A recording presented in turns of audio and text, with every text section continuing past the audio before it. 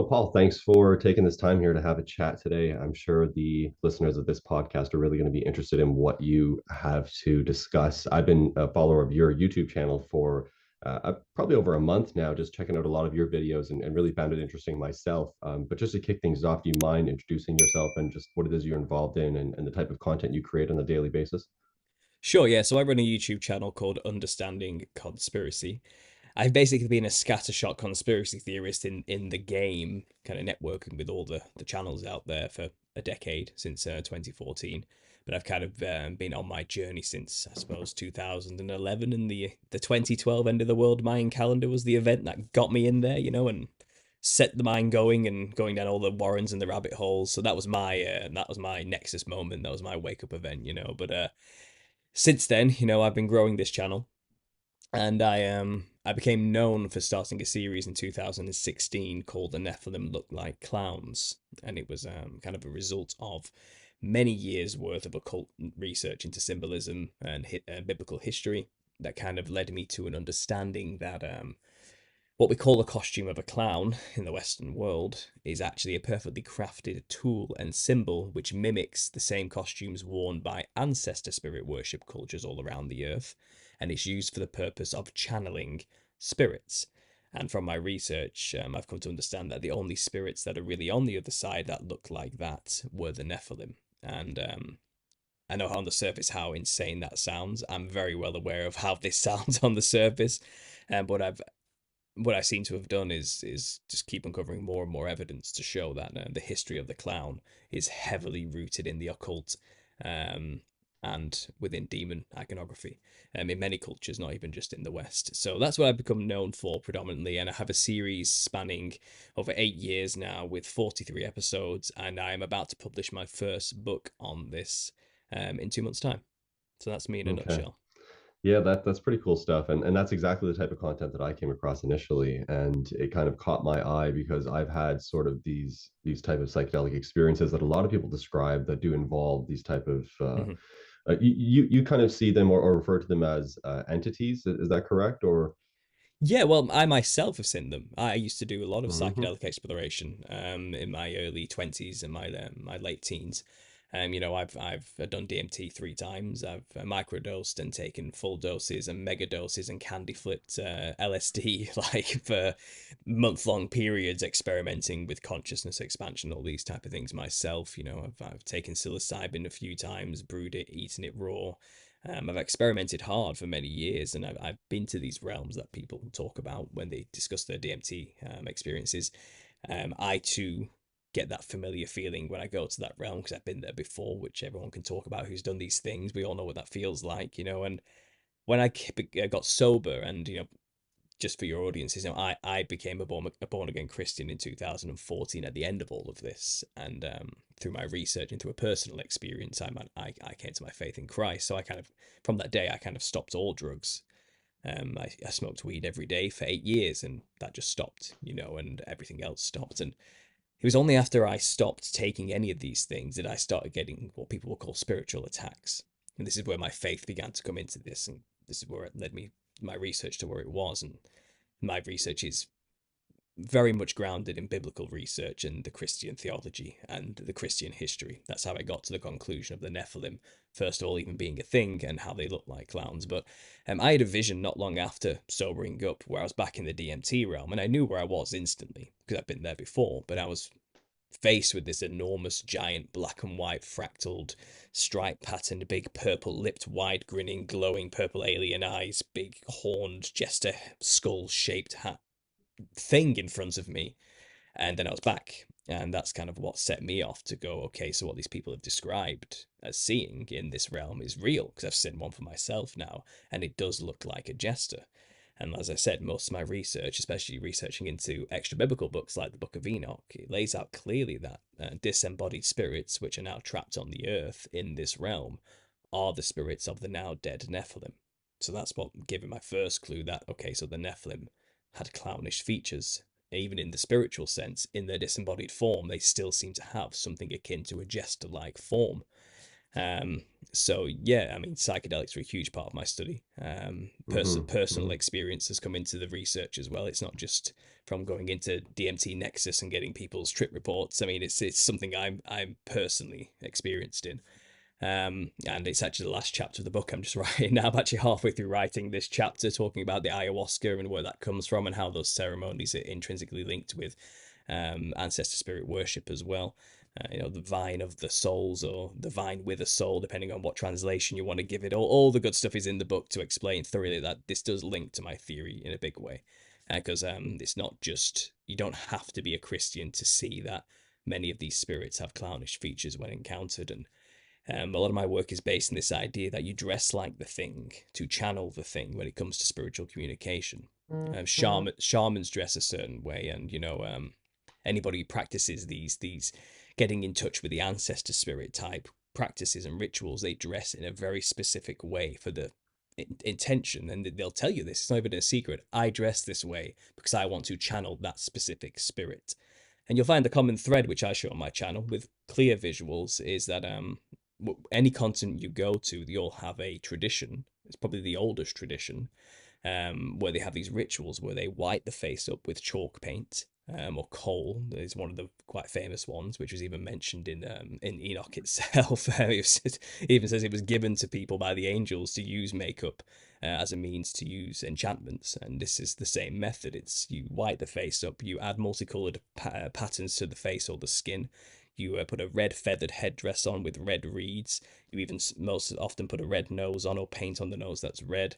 And you end up dressing what something we would call in the West, that looks like a clown. And that's what they have done for centuries, since time immemorial, to channel what they call their ancestors.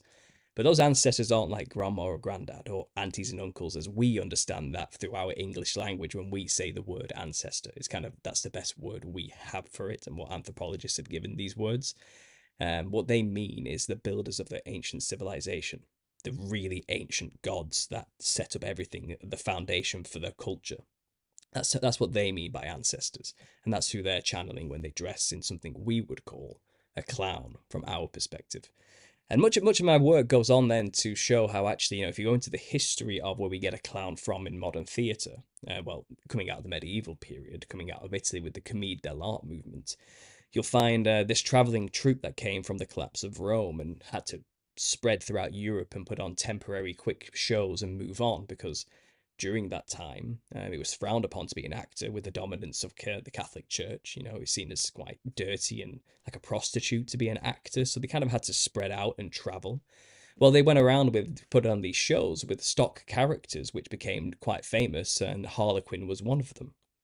Harlequin was a later addition to this movement. After like 1,000 years of traveling, in the 1600s, they added a brand new character to the already well established stock line of characters, and they added something called Harlequin. Now, Harlequin is actually based off of the Wild Man of Europe.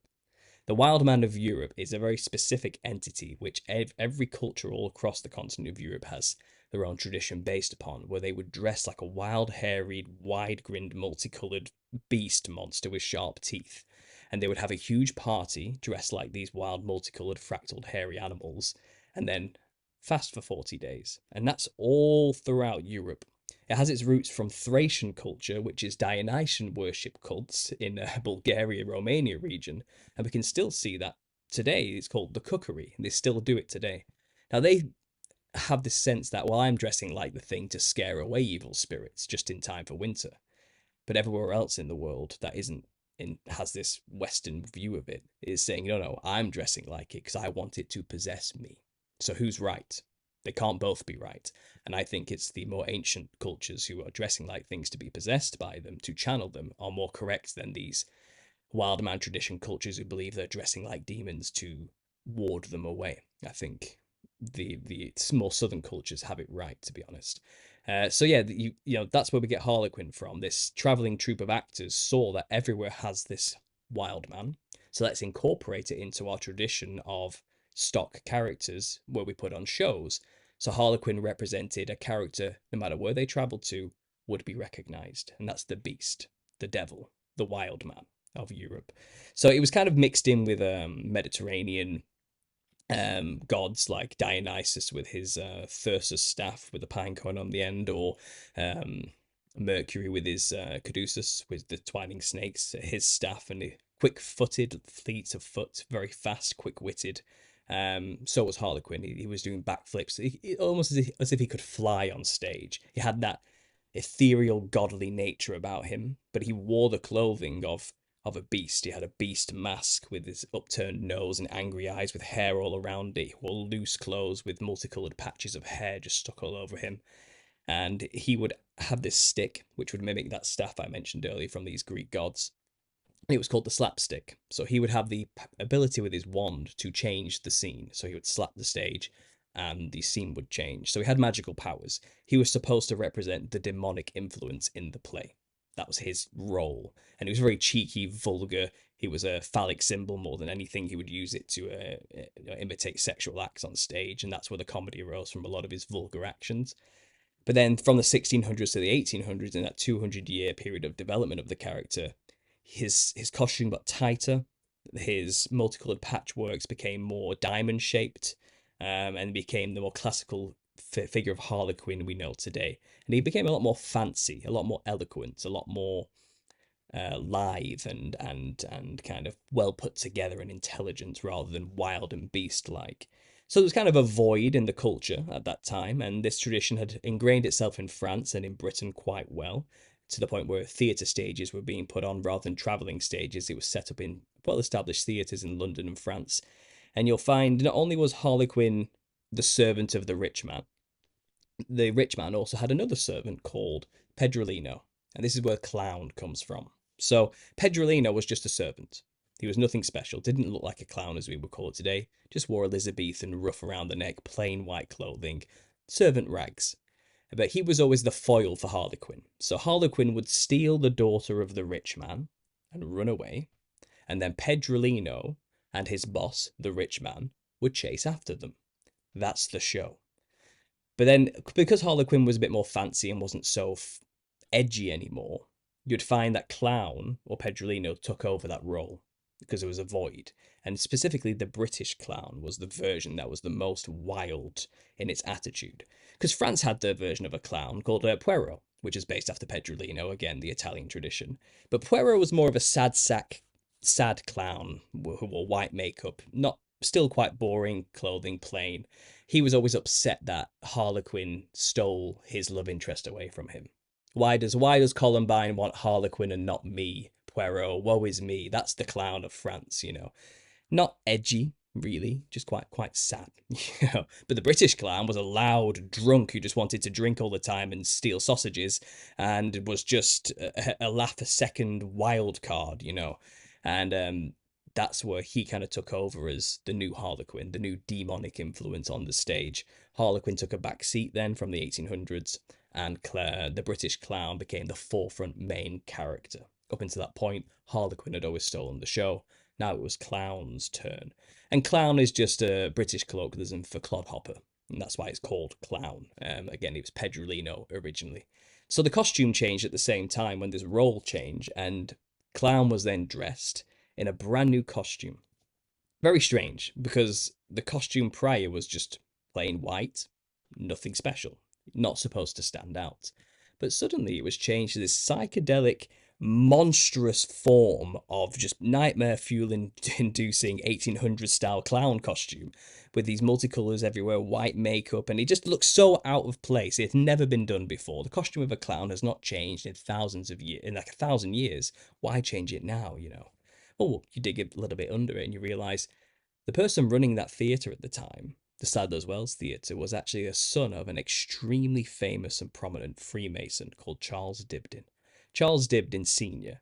was the member of a Leicestershire lodge. He was at least a third-degree Mason, because you can find documents where he'd made a play dedicated to Harima Biff, who is at the third degree. You have to act out a ritual based on him. So we know he was at least a third-degree Mason, but probably higher, because he was the most famous songwriter, playwright, and musician of the time.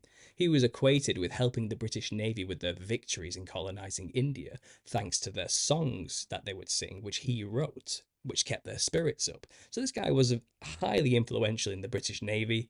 His brother, Tom Dibdin, was also a member of the East India Company that was colonizing India at this time.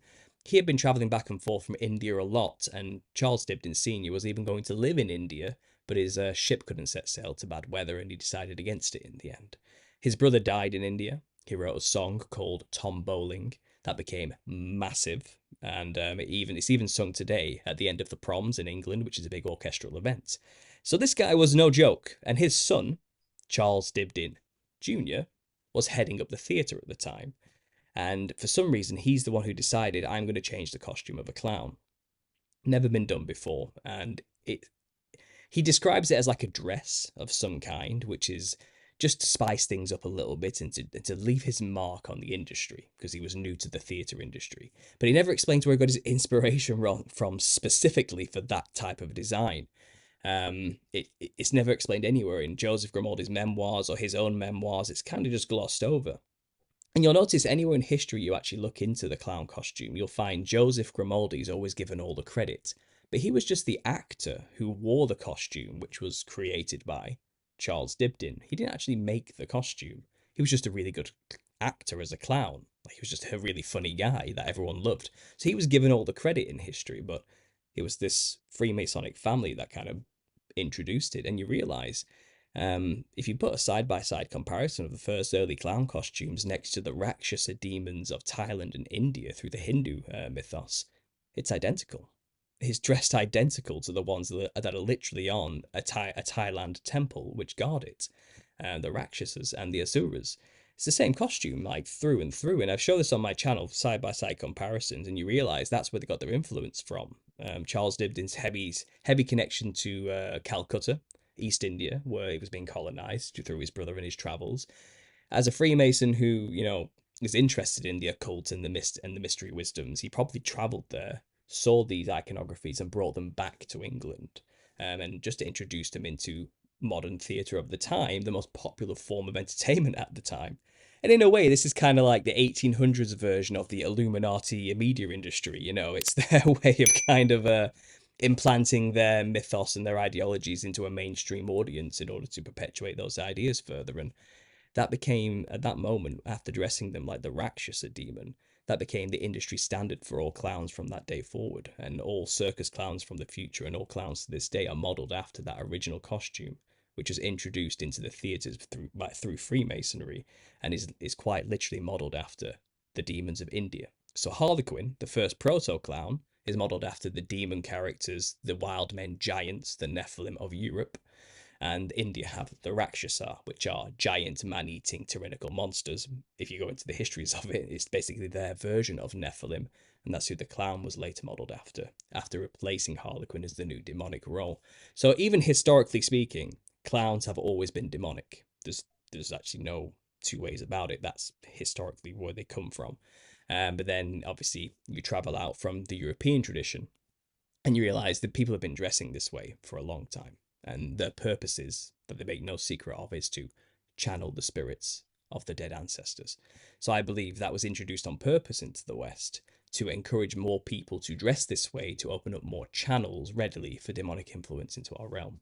And maybe I'm getting a bit wild with conspiracy and speculation there, but that's the kind of place I go on my channel. So there we go. Yeah, yeah. Well, I mean, that is the name of your channel after all. Yeah. It's interesting because I've posted a lot of things as well, on the podcast Instagram page about these native cultures going way back, discussing or talking about stories of giants and these huge man-eating monsters, and even dressing exactly like you're describing. So in this video, I'll make sure that we have some like side-by-side shots of what you're describing as well, because the visuals do really lend a hand to what you're saying. Yeah. And if you don't mind just speaking a little bit on how you feel and your interpretation of how this is being brought forth into mainstream media like TikTok, Instagram, all these young kids, all these influencers, celebrities dressing this way. You kind of see it as like this new modern Web 2, Web 3 circus that's going on, and it's indicative of what you're describing.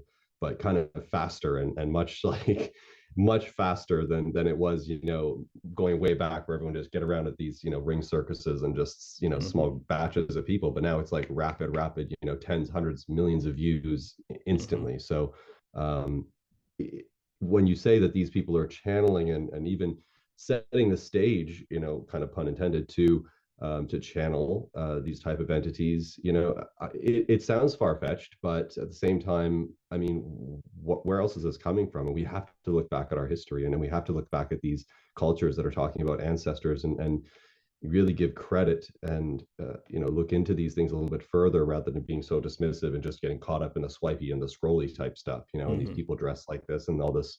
I kind of see it as goofy, and that's just my interpretation of it, and that's coming from someone that has had similar experiences, that has seen these type of entities. I've seen these kind of jesters in a DMT experience. They felt a little nefarious to me, but I didn't feel threatened by them in any way. They Hmm. kind of just stepped aside from my experience. From what I recall, it was just like they were there. I was like, huh, because I remember hearing about them and researching a bit into them, and I was like, wow, there it is, okay. And then they just kind Hmm. of moved out of the way of the rest of my experience, and they were gone. I never experienced them again from that point, but they had this weird energy to them that I Yeah. couldn't quite put my finger on at the time, and it seems a lot of people are just so curious about it.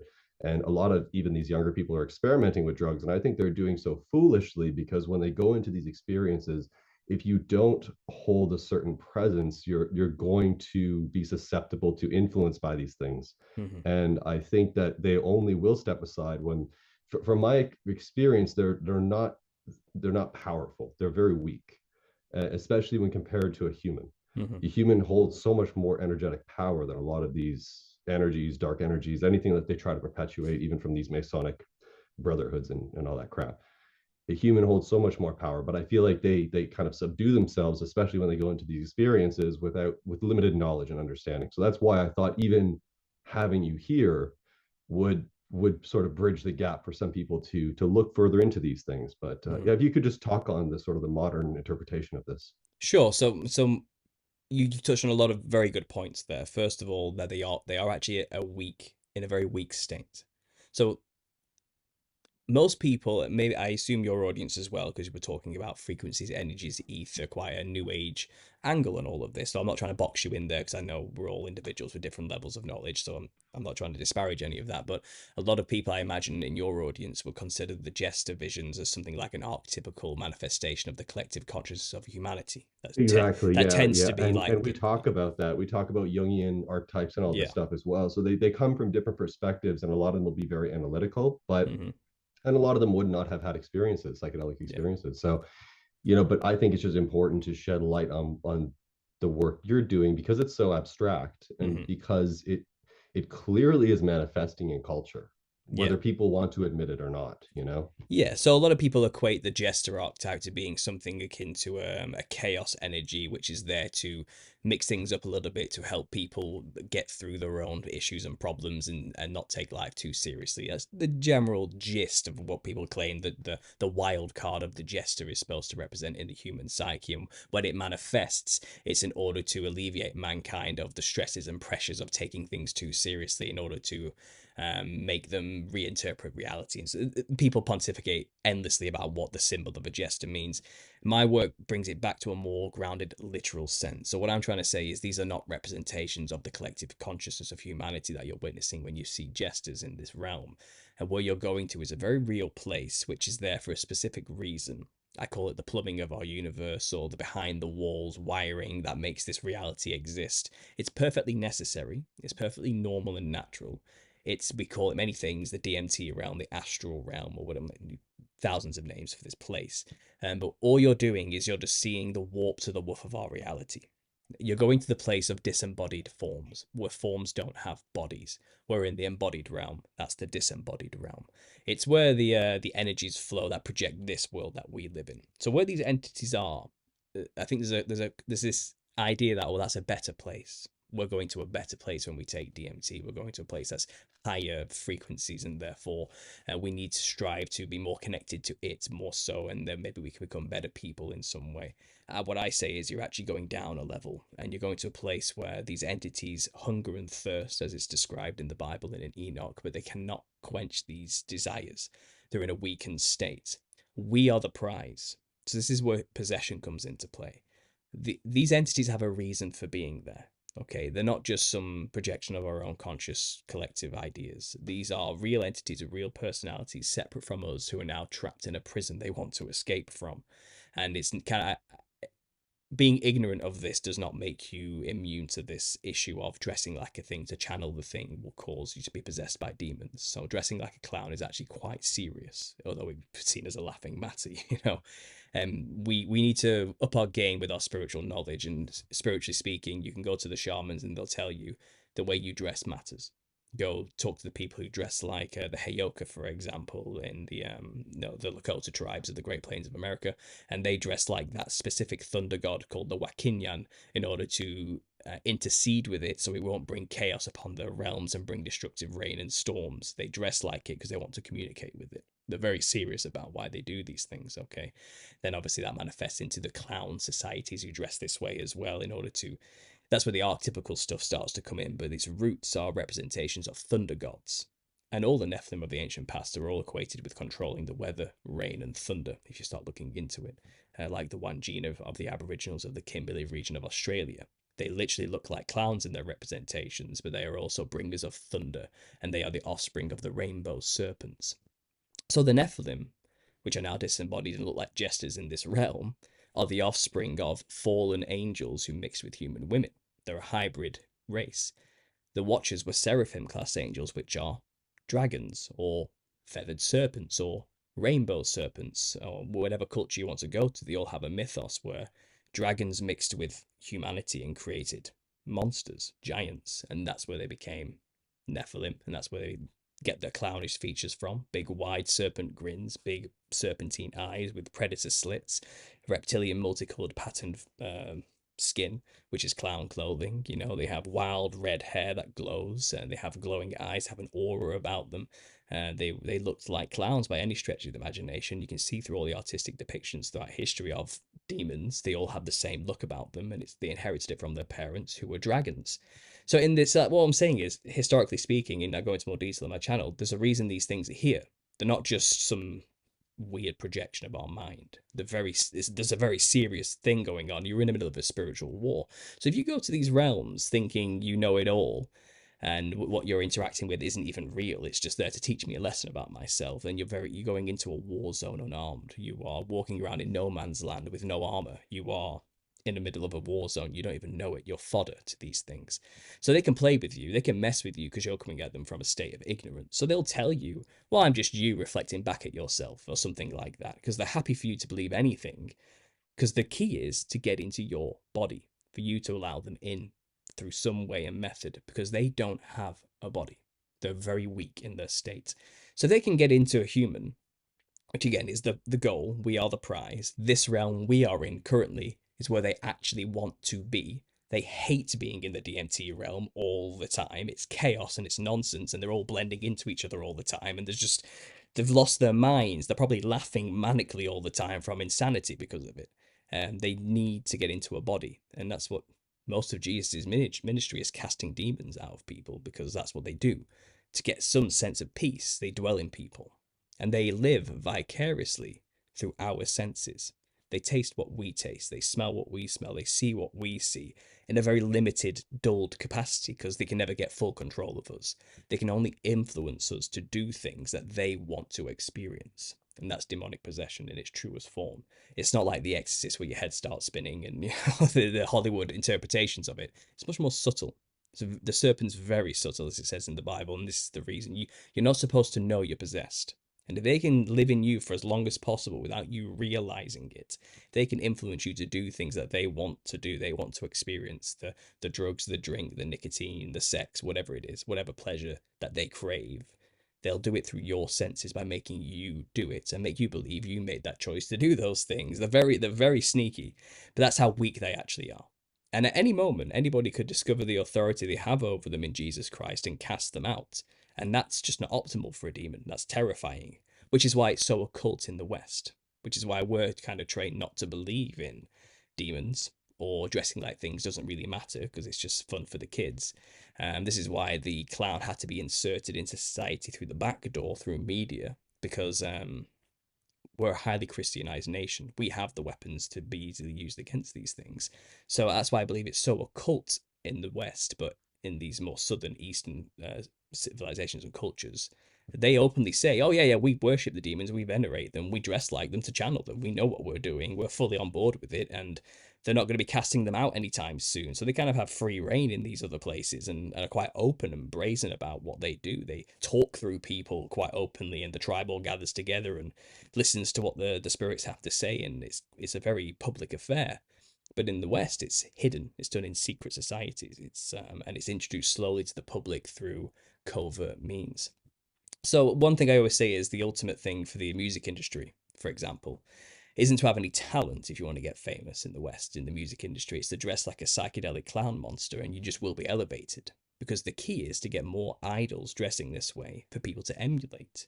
So if you like David Bowie, and Iggy Stardust is the most famous example I can think of, but there's thousands. If you can dress like a pale-skinned, red-haired, multicolored fractal pattern psychedelic clown thing, then you'll inspire new generations to dress the same way. And that's what they're after. They want more people dressing this way to allow more portals to be opened more readily for these spirits who need bodies to have gateways into us, so they can have more influence in the physical world. So really, this is a spiritual, organized spiritual war with both physical foot soldiers through the secret societies and those who are in line with them, and the spiritual armies, which are the disembodied spirits of the Nephilim. And even then, in terms of hierarchy, above them, they still have their angelic parents, who were influencing us in many ways. And above all of them, you could argue who the head of all of this is, but there's many candidates. But let's just call it the adversary. There's many names for that, you know. But this is a spiritual war. So people go to do these DMT trips. I have empathy for them because I've been there. And I've seen these places. I understand it's easy to give into astonishment, as Terence McKenna would implore you not to. You know, I understand what it's like, and how if you haven't got much of a basis of spiritual history or spirituality, this can seem quite profound at first, as though it's giving you wisdoms and imparting things to you. But if they are telling you you are a god, you need to run the other way, because that is the first lie which was told in the Garden of Eden. And that seems to be the predominant message these beings will tell you as soon as they come to you in whatever form they claim to be, whether it's ascended masters, fifth dimensional beings, or you from the future or something, or collective archetypes of the unconscious. They'll come in many names. Aliens is a big one as well, but they're lying to you just to tell you the right message to allow you to allow them in. And the clown costume is just one tool which shamans use, you know, and as well as music, ritual, drugs, and many tools are available. The clown costume is just one of them, and you need to be aware of this. It's kind of, I'm trying to give people a bit of insight into how cultures have been doing this for thousands of years. Being ignorant of the law doesn't make you immune to the law.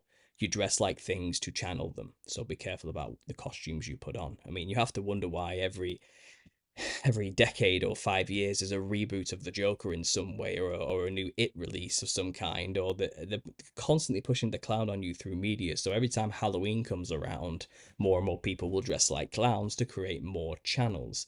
In the West, we have a day called Red Nose Day, which is every year, like a ritual, people dressing like clowns and put on red noses to raise money for the kids, right? But really, that's a huge invocation ritual to open more channels once a year. Everything is kind of a cult, but on the surface, to the profane masses, it's innocent and harmless, and for the kids. The Yeah, shrine, isn't it also the Shriners? I was about to say the yeah, yeah, Shriners go around in little clown cars and dress as clowns as well. yeah. Yeah, And they even go yeah. to the hospitals they run full of dying children, you know, dressed like clowns to, you know, entertain the kids. But these are the same secret societies that are supposed to be a Middle Eastern theme. So what are they doing dressing like Western clowns? It makes no sense. But when you understand these are the physical foot soldiers for a spiritual war involving demonic entities that goes way back to the post-flood Enochian times, where these mystery wisdom schools come from. They're just utilizing an ancient practice and tool. They're channeling a thing, so it's in their body, and they're terrifying children while they're at it, and in a way maybe loosing that energy from them while being the vessel to loose that energy for the demon that's in them, because they are venerating their gods. People don't know this, but just a level above Shriners. By the way, Shriners own pretty much all the circuses in America, and a lot of people don't know that either, but a level above Shrining is the Royal Order of the Jesters. And you can't be a Royal Order of the Jesters unless you've become a 33rd degree Freemason, you become the highest master rank of Shrining, and then you can be invited only to be a member of the Royal Order of the Jesters. But why is that the pinnacle of the hierarchy, to become a Jester? Such an odd choice, right? For a secret society that supposedly has its roots in Adam Weishaupt from Bavaria. It doesn't make any sense when you really think about the mainstream narrative, until you realize these are just a continuation of these occult secret societies from these other cultures. It's just their version of it. So the pinnacle of their society is to become a jester, and that is to mimic or represent the thing in the spirit realm which they're in communication with, which is the jester entities. So they know what they're doing, and that's why I think this push to get people onto psychedelics doesn't seem as organic to me as it first seemed when I was getting into it. In hindsight, and with this kind of knowledge, you realize this is actually probably a lot more nefarious than we realize. And people are craving spirituality. I get it. Everyone wants a connection to God, and without some form of spiritualism, people do feel empty. But there's histories we can look into before we turn to random entities that start imparting strange wisdom to us on psychedelic drugs in a realm which they claim is better than ours, which from my research proves it's actually a lower dimension. It's almost akin to hell. I mean, anybody who's done DMT knows what it's like. You've done DMT, you know what it's like. Would you like to stay there for longer than 5 minutes when you really No, think I think about I it? think actually mine was about 10 minutes. And when I came out, I think I was asked at the time, like, do you want to go back for another round? I was like, no, it's good. That's fine. Well, That was it's enough. it. Like Yeah, even the yeah. 10 minutes felt like a long time. During the experience, I even checked in on my body. I remember looking Mhm. down at my body, seeing it laying there, being like, is it good? It's cool. But it felt like about an hour that I was gone, but it was only a 10-minute experience. But the DMT Jester thing was only at the very beginning. Almost it felt like they were some sort of gateway holders or something, that it just like something that gets in the way, Mhm. almost like fog that you can wipe off of a mirror, but they get in the way for some reason of the experience, of the true experience. Because once I was done with all that chaos, it was actually quite peaceful after that. It felt chaotic. Mhm. There was an opportunity for chaos within that experience, but I just wasn't really about that, and that's not really what I Yeah. went in with the intention of having. So it was just not part of what I was going to do, Mhm. and I felt in full control. So it was not like they could have done anything that it was just they were just there, like again, like the fog, you just kind of wash it Yeah. away.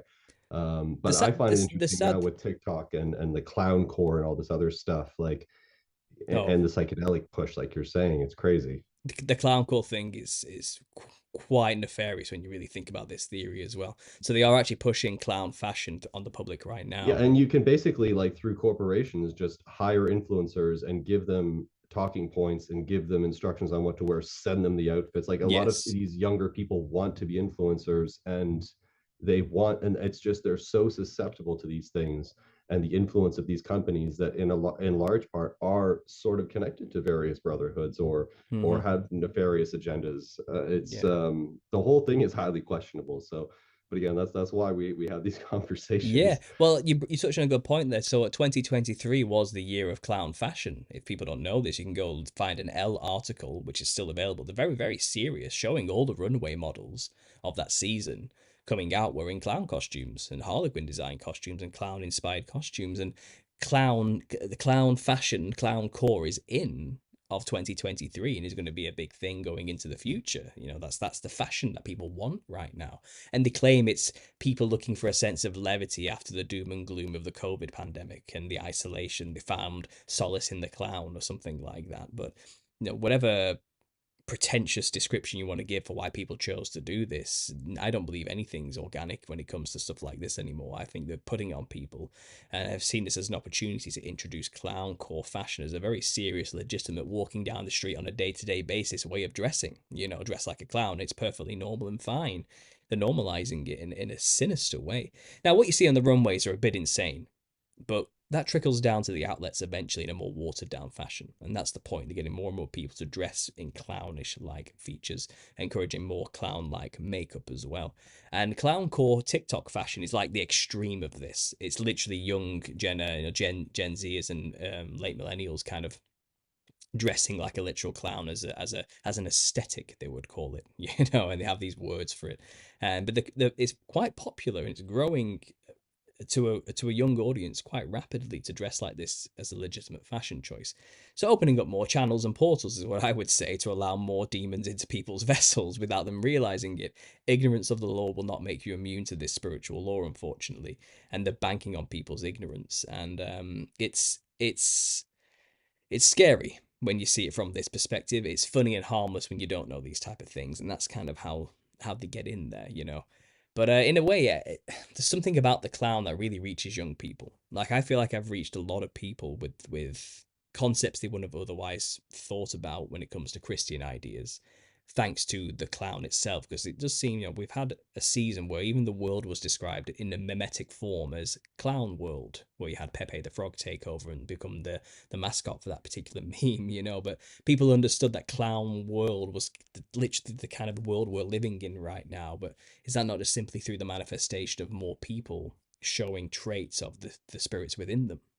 So you have cultures which I call the multicolored collectives to get around the algorithm, but this is that extreme left-wing ultra liberal type, who wants to stifle free speech and shut it down, highly socialist communist types who tend to destroy their body and shave the hair or dye it a wild multicolored and wear very bright red lipstick and tend to clown themselves up a little bit more and get very colorful with their clothing and choices. Now, could that perhaps be the spirit within manifesting into a physical sense through their own bodies? Is the spirit within them making their vessel look more like them? You have to wonder, when the attitudes are very anti-life, I would describe it in many ways. Although they would claim it's all for equality and opportunity and freedom, that doesn't seem to be the results of their actions more often than not. So I do wonder. You have to wonder, and people have always pointed out, there's a particular subsect of that group which is, let's say, reading stories to your kids, let's say, just to try and be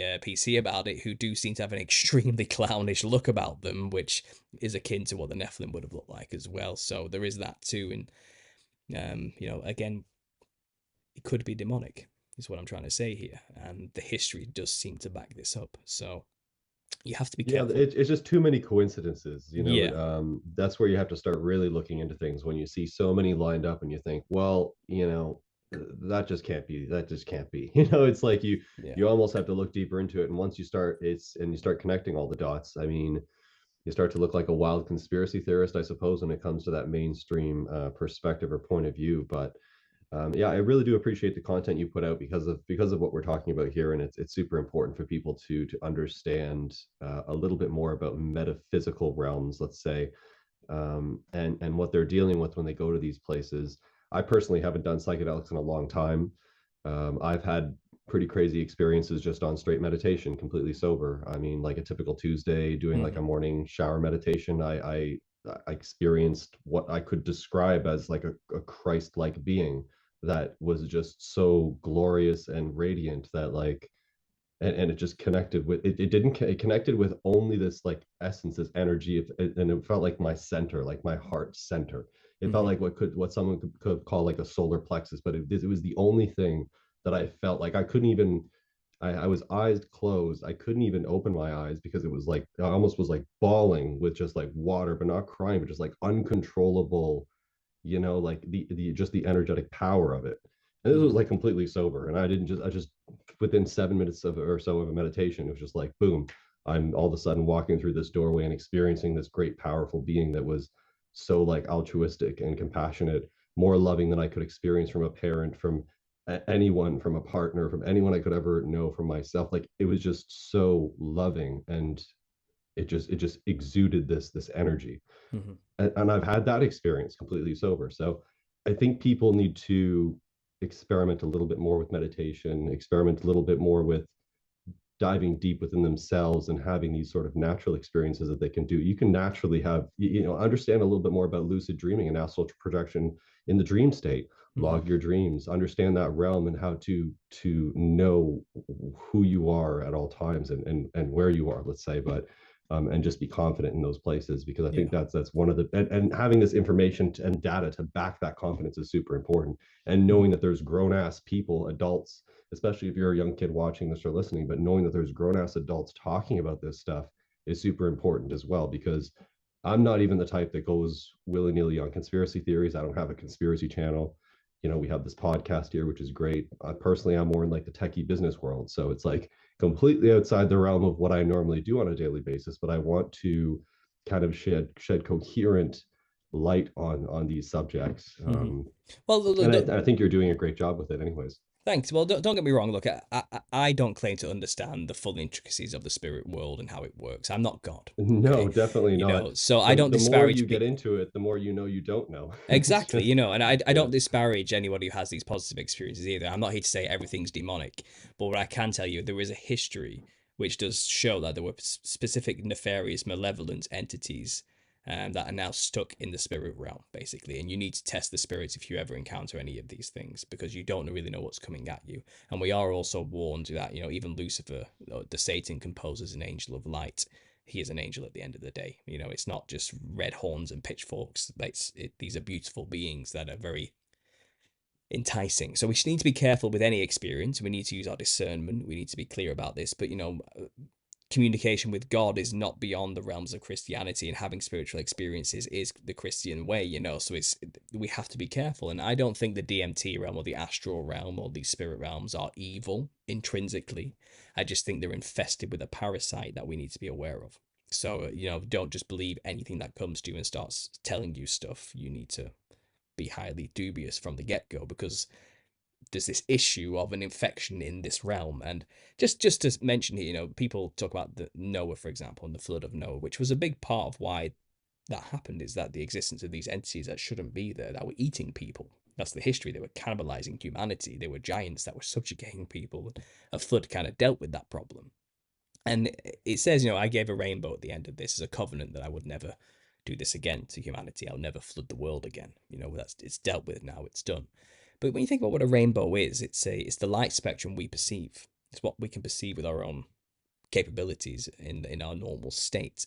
Could it be possible that rainbow wasn't visible prior to this because our perceptions were wider before the flood? We could see this realm day to day, all the time, but it had to be limited.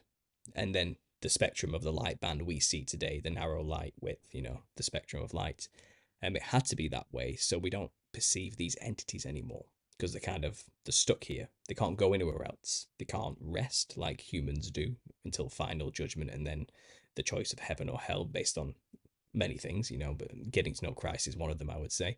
But these entities don't sleep.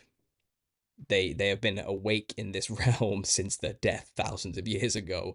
They know us very well. They're quite smart. They've been in the game for a while. They've been watching us for a while, and they've been interacting with us in subtle ways for a while. They've been venerated as gods for a long time as well.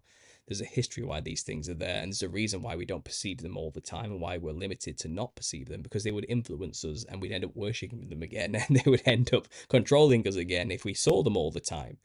This is why I think we shouldn't be dabbling with these psychedelics, because all you're doing is going to a place God purposely shut off from you, if this is the story you want to go off, for a reason, for your safety, to protect you, and it kind of sheds new light, new perspectives on these biblical stories when you start factoring these things in. It answered a lot of questions for me as a skeptic to Christianity initially, when I was in my new age psychedelic exploration consciousness phase, listening to Terence McKenna and Alan Watts on repeat constantly and trying to understand the Taoist philosophies in that particular way and all these type of things. But I didn't find any solutions in them necessarily that dealt with the spiritual issues of spiritual attack. But I would have to impart this. I know, like I said, your audience may not necessarily be Christian, but I would always give the warning, look, if you're ever in a tough patch in the spirit realm and you're being attacked and it's getting dark and it's getting weird, just call on the name of Jesus and just watch what happens.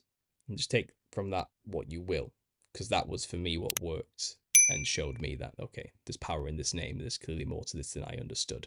But I'm not here to say every experience you have in the spirit realm is evil either. I'm sure there's good and bad in everything.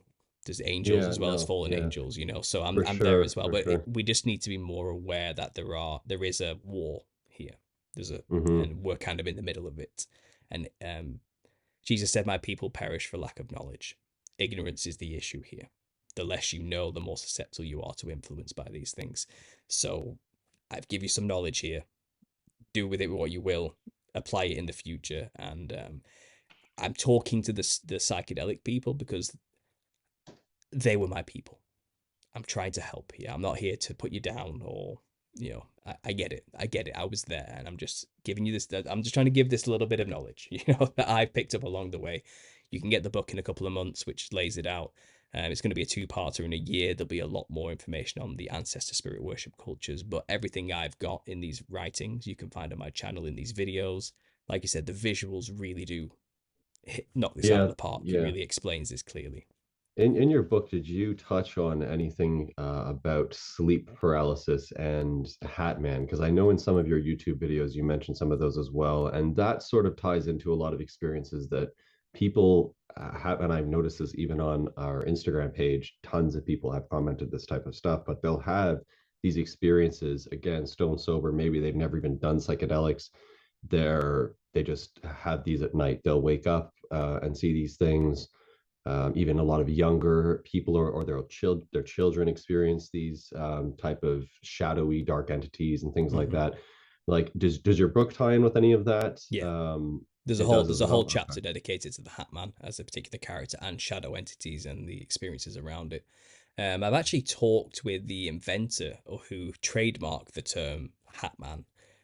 She owns the copyrights to that, so be careful using it. But she basically wrote the first book called Hat Man, Demonic Encounter with Pure Evil or something. I can't remember. I have the book, but it's Heidi Hollis. But I've also talked to many other people as well who do a lot of work on this. There's an author called Vicky Joy Anderson who has a book called They Only Come Out at Night, who has done extensive work on sleep paralysis, shadow entities, and our weapons against them, and testimonies of people who have experienced these things and what it generally entails. So yes, I would say these are the disembodied spirits of the Nephilim still. But because of our limited perception, I think we can only perceive them as shadow entities until you take something like psychedelics, which would open up the floodgates and they wouldn't look like shadows anymore. They would look like psychedelic fractal clown monsters. But until that stage, while you're seeing things loosely in our physical realm, they'll look like wispy shadows that we can't quite grasp. I think that's Hmm. personally, from my experience, that's why we have shadow entities. It's not that they're shadows necessarily, it's just that that's what we can perceive with our limited perception. Until you drive open the synapses with something like dimethyltryptamine, you're not going to see them in the full form. You're going to see Hmm. shadows. But the Hat Man is Hmm. quite a nefarious one. He seems like a leader of shadows in a way. And quite fittingly to the circus analogy, the Hat Man is the ringmaster of a circus. So a lot of people Right, don't, a and lot of also to the Masonic as well. Like, just completely ties right exactly. in with that. Exactly. A lot Hmm. of people don't know this, but early circuses in America were actually Freemasonic rituals on a grand scale. And I've got the receipts for this. It's well documented. All the early circuses of America were run by Freemasons. And they all got together to put on a big show called King Solomon and the Queen of Sheba. 10 circuses, all Freemasonic, got involved with this. King Solomon is kind of like the idol of Freemasonry. And the Grand Worshipful Master of a Freemason lodge, who orchestrates the rituals done in lodges, is the only one allowed to wear a hat, and is quite traditionally a black top hat, and it represents the crown of Solomon. Only the king can wear the crown. And now, I don't think Solomon was wearing top hats back in the day, so it's an odd choice in design. But I think it must have some connection to something in the past to do with the Nephilim. I'm not sure what it is. Mind Unveiled did some great work on top hats and lead poisoning and mind control, which I thought was very fascinating. So that's an Yeah. extra insight Hmm. into top hats I there. But think I saw that video. Yeah, that's yeah, very yeah. interesting stuff. A But very long deep dive. very, very deep. That's really, you think my stuff's out there. That stuff just goes way into something else, and it's incredible work. But either way, the top hat, which is a Solomon analog, who's the ring master. He had a ring which controlled the demons he used to build his temple. So the ring leader of a circus is King Solomon, which is the worshipful Grand Master of a Freemason lodge, who dresses with the hat because he represents Solomon. Solomon is the orchestrator of the ritual with the demons. The ringmaster is the orchestrator of the show with the clowns. It's an analog. It's an analog for demon summoning rituals, basically. And it's done on as a public ritual where the profane masses don't understand that occult symbol, the symbolism involved. So for them, it's a bit of fun for the family. But to the Freemasons involved, it's a very serious occult ritual done on a grand, huge scale. And the public paid for it. That's kind of the how they work. They're very sneaky, and obviously the more attention involved with a ritual, the more power involved. So the bigger the portal being opened, the more energy's channeled and used for whatever purposes they're using it for. And I think laughter has a lot to do with this. I think a lot of these entities, and shadow entities in particular, feed off fear. Fear's the goal. They want to get you scared, and they suck that energy out of you once they've got you in that state, it seems. And this is a really common analogy for demonic attacks. People feel drained afterwards of everything. They have no energy whatsoever, and they were just scared out of their senses through horrible visions and being pinned down and pressed and clawed at, and all these horrible sensations happened. And I think the idea is to feed off negative energy, but I think there's a fine line between crying and laughter. If you ever see a toddler, they can switch between the two in nanoseconds, and they can be laughing manically 1 second, then bawling their eyes out the next, and switching back to manically laughing. Because I think it's the same parts of the brain involved in the process. It's the same muscles used to do either or. You can cry with happiness. That's how our bodies react to these powerful emotions. So I think when people go to circuses in the past and were laughing hysterically, unable to control their laughter, I think it was an energy harvesting ritual. It's the same thing, and it's still done today. With many. It's just the circuses are old hat. It's TV now. It's stage performances. It's I don't know. Concerts are another good example of energy harvesting in some way, and clown symbolism is everywhere in the music industry and in the media. I just did a video recently showing the past decade of media and how much the clown is heavily involved with all of it. I do think there's an energy aspect to the shadow entity, and the Hatman, as I've explained there, is quite literally a leader of demons, in both a metaphorical sense for the leaders of Freemason lodges, in a symbolic representation of that in the circuses, and even in the spirit realm. People encounter this entity as the worst, most evil one above them all, who controls the rest of them.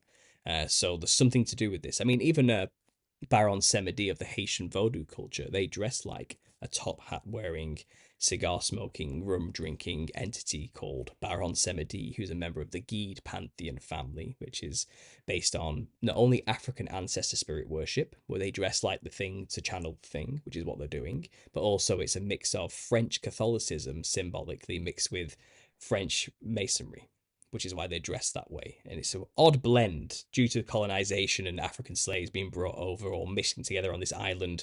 They have this thing called voodoo. But what they're doing is they're dressing like this to channel the entity, and then they, once possessed by the entity, they drink the things it wants to drink, which is rum, and they smoke the cigars it wants to smoke. But they black out and don't remember any of it, they say, because the entity took over and started using their body to do these things it enjoys doing, the nicotine and the alcohol. So they know what they're doing, but in return, it's a transactional process. They get power, knowledge, strength, and abilities, magic, witchcraft. They can see the remote view, for example, or see the future, or be cut and not bleed, or something, or have the strength of 10 men. Basic stuff that tribal cultures tend to want. That's why they make relationships with these entities. That's why they dress like them. They're after power usually. But yeah, there you go. The Hat Man. Definitely a high. Shamans, a big part of my book is about shamanism. They always wear a hat. Very important tool when it comes to channeling entities. Very important. Not always shaped like a top hat, but quite often it's either conical or it is straight up with a flat top with a wide brim. Very common. The Madang shamans of Korea, for example, they always wear it looks like a pilgrim's hat, funnily enough. Big wide black brim with like a slightly conical black top that goes up. And they openly get paid to channel spirits and communicate with families as a vessel, as a channel. That's what they get paid to do, And they also, a part of their ritual to prove they have been possessed is to stab themselves and run knives along their tongues to prove that they won't get pierced or cut. That's a part of the point. So, okay, that person does have a demon in them or a spirit in them because they are now currently impervious to damage. It has to be done to prove to the person who's paid, okay, I've got my money's worth. Now tell me stuff. Yeah, I think I've seen some things where they'll even go over fire and things like that. Oh yeah, like, yeah, so yeah. that they can't get burned, and yeah. Yeah, exactly. So that's the power they gain from doing these things. There's a reason why people do this. They're not just doing it for fun. They're doing it because they get stuff out of it. Some places do it because they fear them as well, and they want to keep them, happy. That's another reason. A lot of them just don't care. They want to work with it. They want power. There's many reasons why cultures do this, but they dress like the thing to channel the thing. And more shamans more traditionally do wear some form of hat, but it comes in many shapes and sizes. It really does.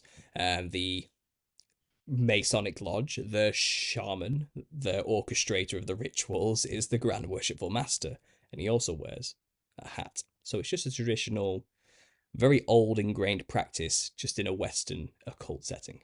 And again, that's what a lot of this is. The clown is an ancient ancestor worship practice and tool, just in a modern Western occult setting. That's what the clown is. It's the same tool. Yeah, so there we go. Yeah, and I think that the hat thing really came. I don't know what, when I was younger, I had that type of experience where I saw those type of entities and whatnot, and I felt that they really fed off of fear. I mean, I was super young, but I had this feeling that they really wanted me to be scared. And I remember one instance when I saw this hat figure. It looked like a very tall, like 6 something, 7 foot tall figure standing in my doorway. I must have been like 7, 8, 9 years old. I was terrified of it, but I had a feeling that that's what it wanted. I ended up just picking up a pillow and charging at it with a pillow. This will tell people how weak these things are. Okay, like a 7 to 9 year old charging at this thing with a pillow, and it completely disappeared, completely dissipated. All of what I used to even see these little minion things around it, and it's funny you say that it's the orchestrator because that's how it felt as well. But all those things disappeared as well, and I never really experienced it much after that point. I feel like once the fear, there wasn't an opportunity for it, they don't bother. They need to move on. They need like low hanging fruit. Yeah. So You're it's right. interesting. You're right. Yeah, it is fear. Yeah. Fear is like. And then you see Monsters Inc., these movies that really depict this stuff. And even in the newer Monsters Inc., didn't they say they could harvest off of laughter Well, yeah, in the that's newer exactly ones, right? exactly what I'm saying. Fear is Yeah. one So thing, but it's like it's laughter all like works. energy, right? It Yeah, works it's either or. interesting. Yeah, laughter or fear, it doesn't matter. It's all power to these people, to these monsters in this other realm. Yeah. And I do think it is like the more they can hype you up, the more influence they can get onto you, and the more of a grip they can get into you. Whether that's fear or laughter, they can get it into you more. I think that's the aim. That's why they do these things. That's why media is such a powerful tool, because Hollywood's in the industry of making you feel stuff. That's the point. And you have to think about what it means to go see a scary movie now. You really do have to consider these things when you Yeah, consider exactly. Yeah. what's going With on. everything you're watching. Yeah, Everything, everything you're watching. absolutely. Yeah, yeah. It's Even the all energy. TikTok videos, the Instagram videos, everything. Yeah, a lot of it's very orchestrated and a lot of it's energy based. Mm, Well, I think we've covered a lot here. I really appreciate it. And maybe we can have another follow-up once your book is released. yeah. And I really appreciate this time. It's great stuff, great information. If anyone wants to reach out to you, what's the best way? I'll put again all your socials and stuff in the description, but anything else worth noting? You can find me. I'm on YouTube. That's where I'm based. My channel's just Understanding Conspiracy. My logo actually is very similar to yours. It's from my Nice. I created it from my old school sacred geometry days where I was exploring the consciousness realm. So that's where it all got the influence from. But so you'll find my channel quite easily. And I am on Rumble and I am on like Odyssey. But they're just backup channels. You won't find me on there regularly interacting in any way. I just put my videos on there as a backup.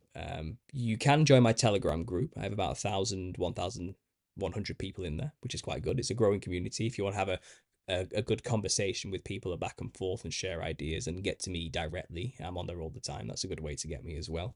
But you can just email me at understandingconspiracy@gmail.com. Pretty straightforward. If you have anything you want to share with me or send me, that's always a good way to get in touch as well.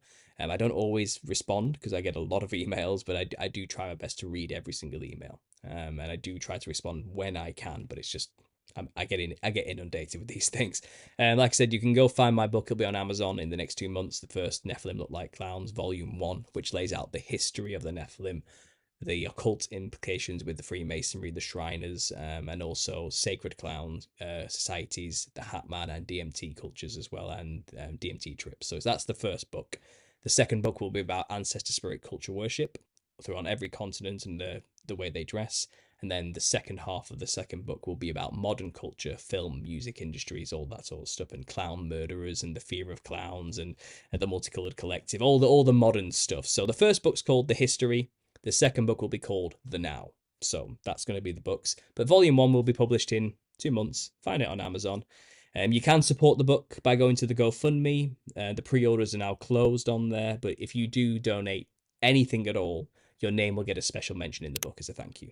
So that's there as well. So yeah, YouTube is where to find me. That's my base. Great. Well, thank you again. I'm so pleased you're leaning into this stuff and you're creating more content around it, and you're actually responding to people's, comments and really paying attention. Because yeah, it seems like that's what people want, and if that's what it's going to take to open people's eyes to look a little bit deeper into things, and great, whatever it is. So Absolutely. Yeah, thank you again. Not a problem.